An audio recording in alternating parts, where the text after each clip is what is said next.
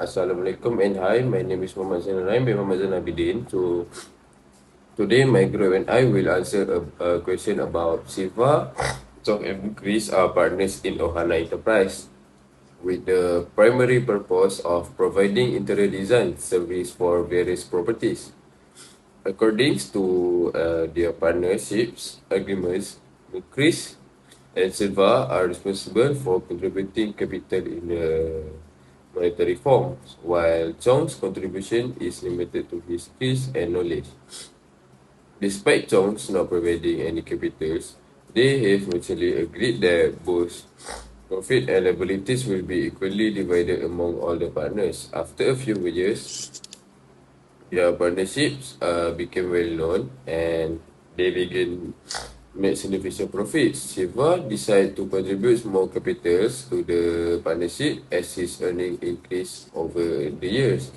Additionally, Shiva mentioned that the partnerships should compensate him for his contribution to be discussed and agreed upon during their meetings. Jones and Mukris, however, felt that there was no need to pay Siva for his additional contribution, as Siva himself had agreed to invest more capitals into the partnership. This disagreement began causing financial losses for their business as they struggled to reach as mutual decision on certain contracts. As the situation worsened over the years, Siva stopped communicating and negotiating with Jones and Mukris when dealing with clients. This lack of collaboration led to increased frustration for Chong and Mukris as they were no longer able to achieve a mutual understanding with Siva and their partner. Simultaneously, Siva opened a new business offering the same interior design service. When Chong and Mukris discovered this, they felt betrayed.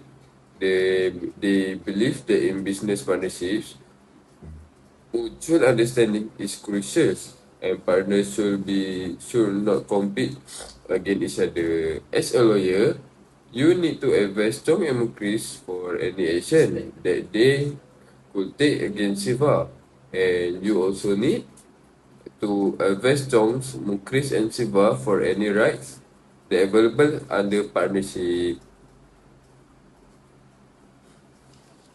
Hello, Assalamualaikum everyone. My name is Muhammad Sharizwan bin Rizalman. Today I'm going to present you guys assignment law cases between Chong, Mukris, and Siva. The issue is whether Chong and Mukris can take any action that they could against Siva.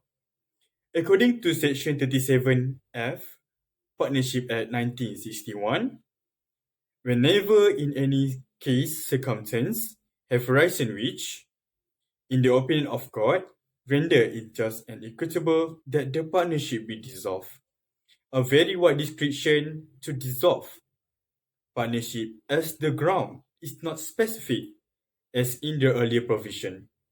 Any partners may apply, but there is the possibility of court turning down the application of a partner who may be in the wrong. Where both parties are at fault, the court may allow the application on just and equitable grounds. The grounds applicable here are non-exhaustive.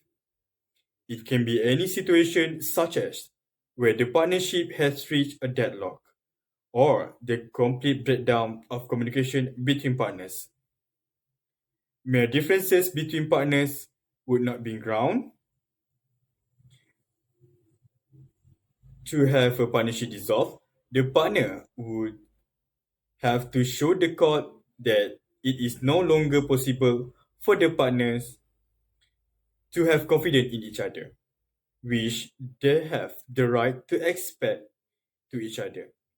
Related to example cases in in Re Niger Tobacco Co. Ltd. 1916, although the company's business was thriving, the relationship of the member had come to a standstill.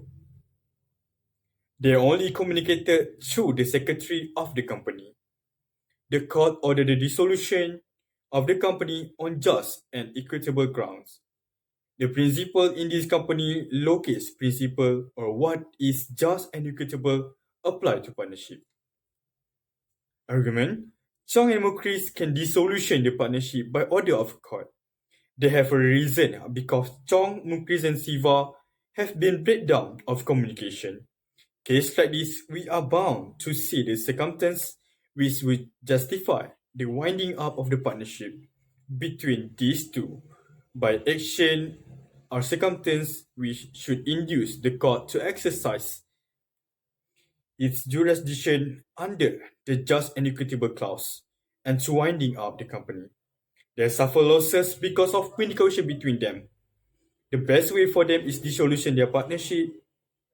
Chong and Mukris can run the business without Siva and create their own profit. They also can sue Siva because he was breach of contract. Siva opened a new business offering the same interior design service. With Chong and Mukris discover this, they feel betrayal. The conclusion is, Chong and Mukris can take an action to Siva and winding up their partnership. This can avoid more losses for their business because breakdown of communication. So that's all for case 1 or issue 1. See you at the issue number 2. The issue is what is any right that available under partnerships between Chong, Mukris and Siva. Law section 26A Partnership Acts 1961 and Section 31 Partnership Acts 1961. All partners are entitled to share equally in the capital and profits of the business and must contribute equally towards the losses, whether of capital or otherwise. Sustained by the firms, every partner has a right contributes equally to the capital, where the capital is contributed in equal amount. The implication is that their right to capital will be based unequally, depending on the amount of the contributions, where one partners provide the money and the others provide the skills or knowledge. Both contributions will be considered as equal. As such, the profits will be divided equally between them. If the partners have other intention, they may make an express agreement as to how the profit are to divided between them. But even though the capital provided by each other partner is unequal, partner may still share profit and losses equally. It need not necessarily but be connected to the proportion of capital they have contributed. Generally, where profit are divided equally between the partners, then firm losses must be shared equally too. Losses that is meant here is not only liabilities of the firms to the third parties, but also losses to the capital, where a partner merely provide skills or knowledge. The losses he will have to bear will be equal to the amounts borne by partner who make financial contribution to the capital.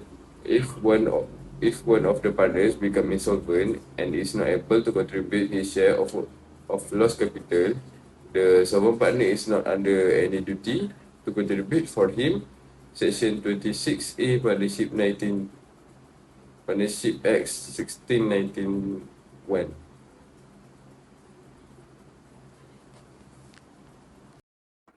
In a business, partnership mutual understanding is crucial, and partners should not compete against each other. According to Section 26A and 31 of the Partnership Act 1961, partners have their own right and can decide what is best for their own business. A partner must account for any benefit derived from a partnership, transaction, or use of any partnership, property, name, or business connection without the consent of others. They are accountable for private profit made and must not make any profit or commission for themselves using their position or information in the partnership business. The position of a partner is similar to a trustee or office holder under fiduciary duty to third parties. Partners must make full and frank disclosure to their co-partners, and they can only be said to have given consent if they are told of all relevant facts relating to how the profit was obtained. In the case of us, West Benham was a partner in a shipbroking firm that hoped to act in negotiation between the Spanish and Portuguese governments and shipbuilders. He received information suggesting the firm could be reconstituted as a builder of warship and acquired a yard he discovered in Bilbao. He used that information to write a prospectus for the company's reconstruction and made profit for himself.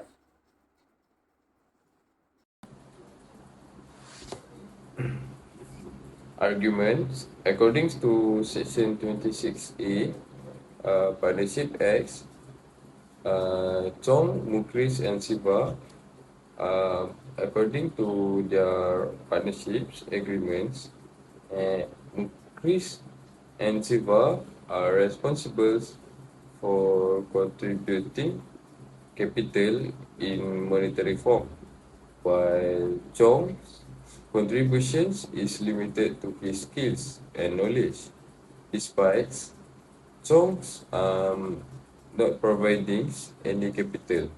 They have mutually agreed that both profits and liabilities will be equally divided amongst all partners. According to Section 31's Partnership Act 1961, Siva was breach of agreement by put more capital and gain more profit for himself. Siva also created his own business. This made Chong and Mukris believe that in business partnerships, mutual understandings is crucial, and partners should not compete against each other.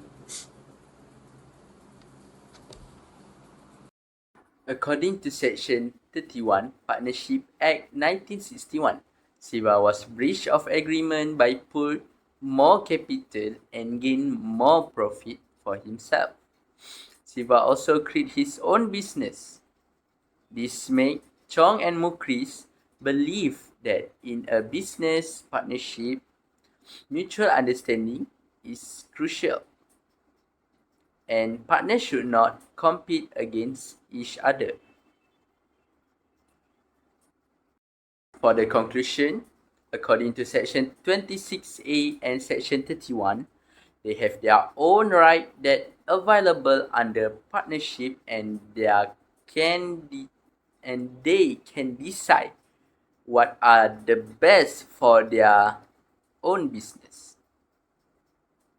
So that's all from us. Thank you.